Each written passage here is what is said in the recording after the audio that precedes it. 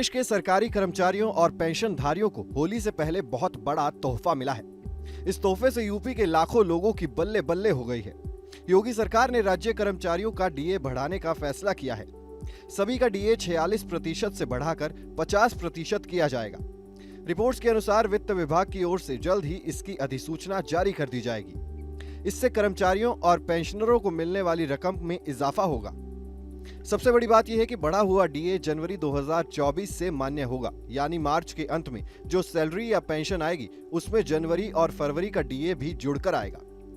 Reports के अनुसार उत्तर प्रदेश के 10 लाख राज्य कर्मचारियों और 12 लाख पेंशनरों को इसका फायदा होगा।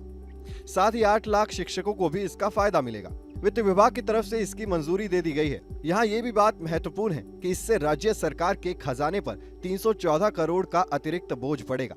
यानी कहा जा सकता है कि होली से पहले योगी सरकार ने अपना खजाना खोला है। यूपी सरकार ने यह फैसला केंद्र सरकार के फैसले के 4 दिन बाद किया है। इससे पहले 7 मार्च को केंद्र सरकार ने भी केंद्र सरकार के कर्मचारियों और पेंशनरों का डीए 4% बढ़ाने का फैसला किया था। केंद्र सरकार के इस फैसले से 48.67 लाख केंद्रीय कर्मचारियों और 67.95 लाख पेंशनर्स को फायदा होगा। अब यूपी में भी इसी तर्ज पर फैसला किया गया है। यहां आपको यह भी बता दें कि डीए क्या होता है। डीए का मतलब होता है डियरेंस अलाउंस, जिसे हिंदी में महंगाई भत्ता कहते हैं। महंगाई भत्ता ऐसा पैसा होता है जो बढ़ती महंगाई के कारण सरकारी कर्मचारियों के जीवन स्तर को बनाए रखने के लिए दिया जाता है।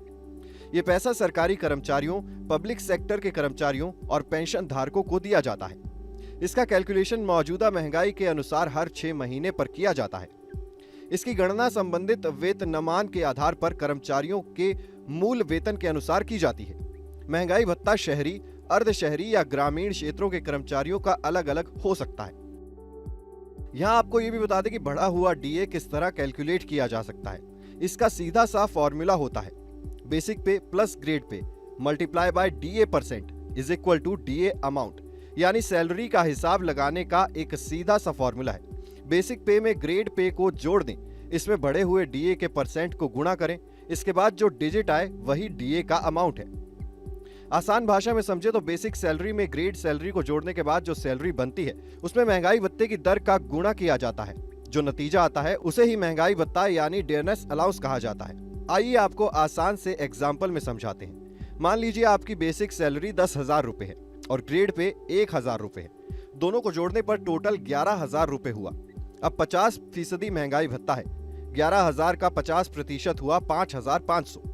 अब इन सबको जोड़ दें तो टोटल सैलरी 16,500 रुपए हुई। वहीं पहले 46% डीए था। 46% के हिसाब से 1,000 बेसिक और 1,000 ग्रेड पे पर 16,060 रुपए सैलरी मिलती। यानी 4% डीए बढ़ने के बाद हर महीने 440 रुपए का फायदा होगा। इस वीडियो में बस इतना ही। इस खबर को लिखा है हमारे डेस्क के साथी अपूर्व श्रीवास्तव ने। बाकी खबरों के लिए देखते रहिए न्यूज़ नेशन डिजिटल।